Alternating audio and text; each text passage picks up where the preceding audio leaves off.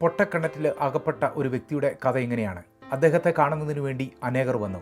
വിവിധ വിശ്വാസത്തിലുള്ളവർ, വിവിധ ചിന്താഗതിയിലുള്ളവർ അദ്ദേഹത്തെ കാണുന്നതിന് വേണ്ടി ആ പൊട്ടക്കിണറ്റിൻ്റെ അടുത്ത് വന്ന് വിവിധ അഭിപ്രായങ്ങൾ പറയുകയാണ്. ആദ്യത്തെ കൂട്ടർ വന്ന് പറഞ്ഞു, ഇത് ശരിക്കും പറഞ്ഞാൽ ഒരു പൊട്ടക്കിണറല്ല, ഇത് നിൻ്റെ മനസ്സിൽ നീ തന്നെ സങ്കല്പിച്ചുണ്ടാക്കിയ ഒരു സ്റ്റേറ്റ് ഓഫ് മൈൻഡാണ്, അത് നിൻ്റെ മനസ്സിൻ്റെ ഒരു സ്ഥിതി മാത്രമാണ്. ചിലർ പറഞ്ഞു, ഈ പൊട്ടക്കിണറ്റിൽ നീ വീണത് ശരിക്കും പറഞ്ഞാൽ നീ കുറച്ചുകൂടെ ഒരു നല്ല വ്യക്തിയാകുന്നതിന് വേണ്ടിയാണ്, കുറച്ചുകൂടെ നിനക്ക് ഒരു പെർഫെക്ഷൻ കിട്ടുന്നതിന് വേണ്ടിയാണ് നീ പൊട്ടക്കിണറ്റിൽ വീണ് കിടക്കുന്നത്.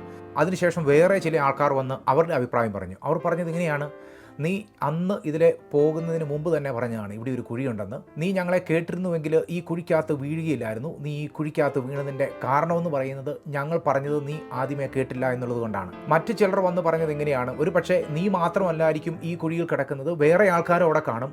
നീ ഒന്ന് നോക്കിക്കോ, ഒരു പക്ഷേ അവരോടൊന്ന് സംസാരിച്ച് ഈ കുഴിയിൽ എങ്ങനെ കുറച്ചുകൂടെ സന്തോഷമായി ജീവിക്കാം എന്നുള്ളതിനെ നീ ഒന്ന് ചിന്തിക്കുവാൻ നീ ഒന്ന് ശ്രമിച്ചു നോക്കിക്കേ എന്നുള്ള അഭിപ്രായമാണ് അവർ പറഞ്ഞത്. വേറെ ചില ആൾക്കാർ വന്നു. അവർ ഇതിനു മുമ്പ് വലിയ വലിയ പൊട്ടക്കിണറുകളിൽ വീണ് രക്ഷപ്പെട്ടു വന്നവരാണ്. അവർ പറയുകയാണ്, ഒന്നുമല്ല, നീ വീണ് കിടക്കുന്ന ഈ കുഴിയുടെ ആഴമെന്ന് പറയുന്നത് വളരെ ചെറുതാണ്, ഇതിനേക്കാളൊക്കെ വലിയ കുഴികളിൽ നിന്ന് എഴുന്നേറ്റ് വന്നവരാണ് ഞങ്ങൾ, അതുകൊണ്ട് ഇതൊന്നും നിസ്സാരമായിട്ടുള്ള കാര്യമാണെന്ന് അവർ പറഞ്ഞു. ചിലർ വന്ന് പറഞ്ഞു, ഈ ലോകത്തിൽ ഒരിക്കലും ഇനിയും കുഴികൾ കാണരുത്, ഇങ്ങനെയുള്ള കുഴികളൊക്കെ ആരാണ് ഇവിടെ കൊണ്ടുവന്ന് വെച്ചത്. ശുഭാപ്തി വിശ്വാസക്കാരായ ചിലർ വന്ന് പറഞ്ഞു, ഇതിനേക്കാളും മോശമായിട്ടുള്ള അവസ്ഥകളിൽ നിനക്ക് ചെന്ന് പറ്റാമായിരുന്നു, ഇത്രയല്ലേ സംഭവിച്ചുള്ളൂ. കുറച്ച് പേര് വന്ന് പറഞ്ഞു, ഒരിക്കലും ഇതിനകത്ത് നിനക്ക് വെളിയിൽ വരുവാൻ പറ്റുകയില്ല. ഇതൊക്കെ ഈ ലോകത്തിൻ്റെ അഭിപ്രായങ്ങളാണ്. കുഴിയിൽ ഒരുവൻ വീണ് കിടന്നാൽ ഈ ലോകം പറയുന്ന എല്ലാ അഭിപ്രായങ്ങളുമാണ് ഞാൻ നിങ്ങളോട് ഇപ്പോൾ പറഞ്ഞത്. അതിനുശേഷം മനുഷ്യനെ ഒത്തിരി സ്നേഹിക്കുന്ന, മനുഷ്യനെ അത്രയ്ക്കറിയാവുന്ന, മനുഷ്യൻ്റെ പൊട്ടക്കിണറുകളുടെ അവസ്ഥകളിൽ നിന്ന് അവനെ വിടുവിക്കുവാൻ കഴിവുള്ള യേശു കർത്താവ് അതിലെ നടന്നു വന്നു.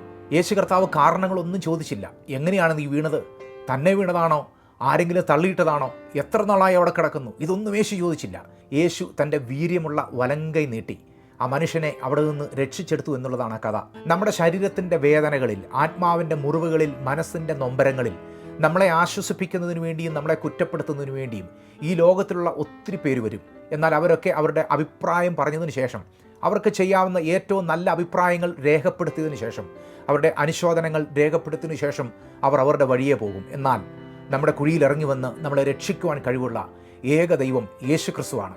കുഴഞ്ഞ ചേറ്റിൽ നിന്ന് നമ്മളെ വിടുവിക്കുന്ന ദൈവം, നമ്മുടെ കാലുകളെ ഒരു പാറമേൽ നിർത്തുന്ന ദൈവം, ആ ദൈവം യേശുവാണ്. യേശുവേ എന്നൊന്ന് നിങ്ങൾ വിളി. യേശു നിങ്ങളുടെ അടുത്തുണ്ട്. നിങ്ങളുടെ മാതാപിതാക്കൾക്കോ സഹോദരങ്ങൾക്കോ ഒന്നും നിങ്ങളെ രക്ഷിക്കുവാൻ സാധ്യമാവുകയില്ല. നിങ്ങളെ രക്ഷിക്കുവാൻ സാധ്യമായ ഏക വ്യക്തി, ഏക ശക്തി, ഏക ദൈവം യേശു ക്രിസ്തു മാത്രമാണ്. ആകയാൽ യേശുവിൽ വിശ്വസിക്കൂ. നിങ്ങളുടെ എല്ലാ പ്രശ്നങ്ങൾക്കും ക്രിസ്തുവിൽ ഒരു പരിഹാരമുണ്ട്.